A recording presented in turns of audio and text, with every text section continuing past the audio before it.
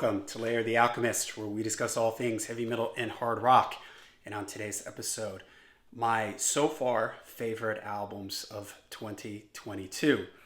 We're a little bit past the midway point of 2022, and I thought it would be fun to discuss some of the new releases that have come out this year that I've been enjoying. I made a commitment to myself at the beginning of this year that I was going to listen to more new music, new releases, new bands. And one of the ways that I've been doing that is through Apple Music, is the streaming service that I use. And they have a playlist on there called Breaking Metal that is updated every couple days. And they'll put a song from an upcoming album from someone in the metal world. And I've been going down through that playlist, checking out bands. If something catches my ear and I think it's interesting, I made my own playlist, 2022 albums. I moved the song into my playlist, and as the album, more songs from the album, and eventually when the album gets released, it shows up in my playlist. I give everything at least a few listens to try to decide if I like it or not. So my playlist has all these bands in it, and I just sort of knock them off as I listen to them more and say, yeah, you know what, I'm really not into this. The one song that was on the Apple playlist was cool, but the rest of it isn't for me. And it's been a good way for me to discover new bands and to hear different things and to try to stay on top of stuff that's coming out and what's new out there in the world of metal and hard rock. Now, there's some genres that I'm just not interested in. I'm not a fan of metalcore. I'm not a fan of hardcore. So you're not going to see any of that stuff on my list. There is some stuff that it gets knocked off my list too because of production values. You hear me rant and rave about the loudness wars on this channel all the time. And that for me is kind of a deal breaker. Like if an album is extremely fatiguing on my ears and if it's really blasted out with no dynamic range, even if I kind of like the music, I just won't return to it. So there were a number of things that got struck from my list because of the loudness wars. For instance, the latest Destruction album, it was just so fatiguing on my ears that it didn't survive on my list. So here's 10 albums that are still on my list that I'm still really enjoying. This is in no order. I'm not ranking these. I just put them in on the list here as they were on my playlist. Okay, Saxon, Carpe Diem. I really like this record. Saxon has had, they've been, for the last 15 years, at least, they've been putting out really great traditional metal records, and I'm really digging this one. This is one of my favorites from, the last so many albums that they've done. So I'm really digging this one, old school metal feel. I think the production on it is good, so I'm liking that. Next is Scorpions' Rock Believer, and I did a video on this album. I like the old school feel of it. It was intentional. If you watch my other video, you'll hear me talking about this. I'll put a link to it in the description. They intentionally went for an old school feel.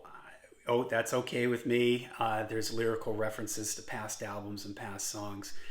I think it's fun. It's a fun record that I find myself cranking up when I'm driving in my car or something like that. The production is a little bit lacking in the dynamic range, but this will be a topic for another video. But Apple has a thing called Apple Digital Masters that takes away a lot of the clipping and digital distortion. So for me, it's okay, but I've heard other people say that it is really blasted out. And I think because I'm listening through, Apple streaming, that it sort of works. All right, Ghost, Impera.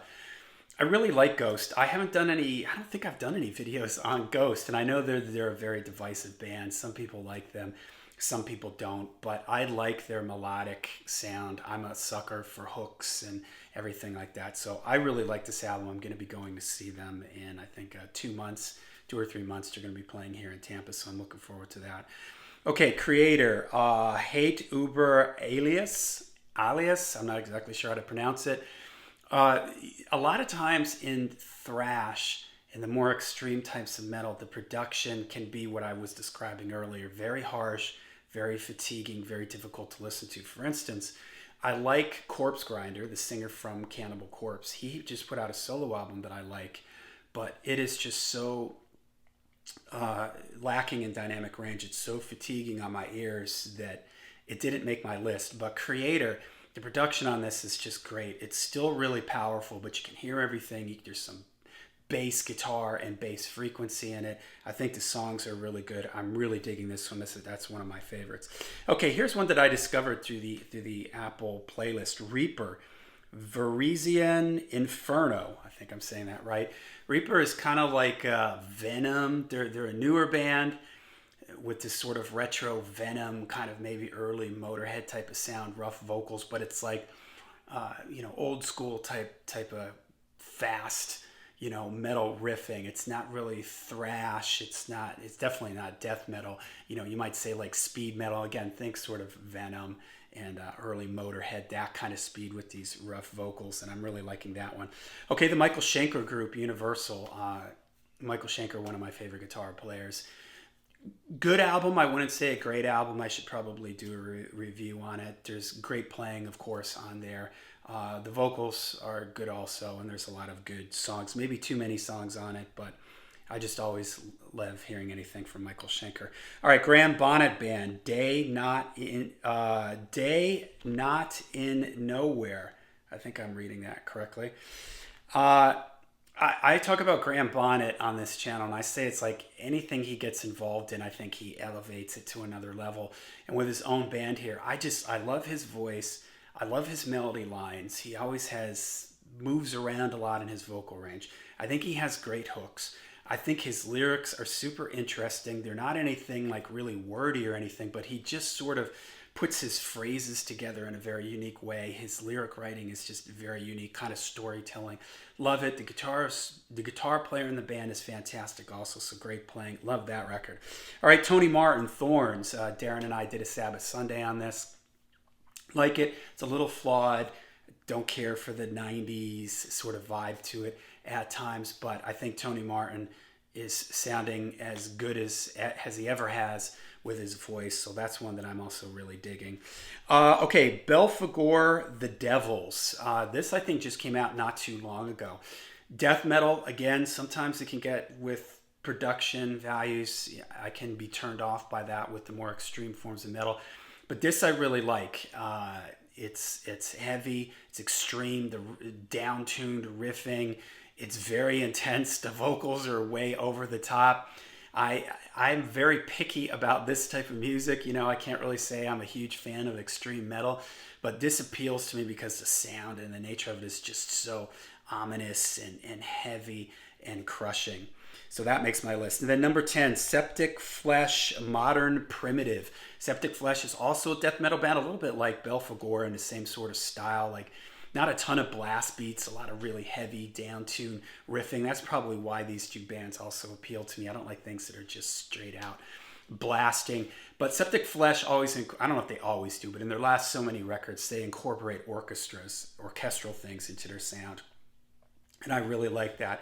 It adds a whole nother dimension to it. It adds a whole nother epic dimension to it. And it, again, there's fast stuff, but it's just not all the time. There's a lot of sort of atmospheric stuff, heavy riffing. Again, it's kind of the same thing with Belfagour.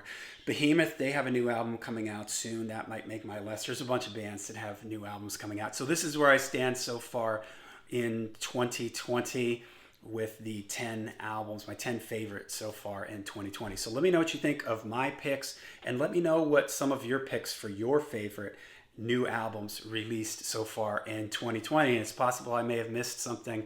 So, leave me in the comments down below what you guys are digging out there, okay? And until we see you again, make sure you stay heavy, stay metal.